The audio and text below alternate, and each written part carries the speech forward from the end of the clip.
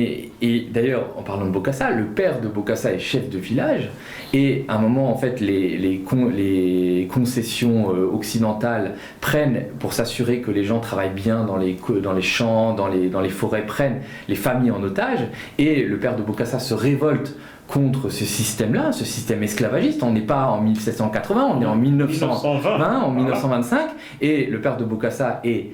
arrêté, traîné, enchaîné par les militaires français, exécuté en place publique. La mère de Bokassa se suicide quelques jours après. Et donc Bokassa va être recueilli par un de ses oncles, il me semble, de mémoire, et après il va aller chez les pères blancs. Et d'ailleurs toute sa vie, il va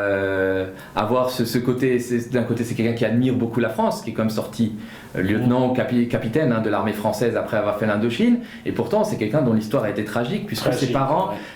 ont été tués par la domination coloniale française. Et donc ce bouquin-là raconte les crimes de la colonisation tels qu'ils ont été commis, et ça a été le premier prix Goncourt qui est longtemps tombé dans l'oubli. D'ailleurs, je te remercie d'en parler, parce que je l'ai lu il y a 7-8 ans de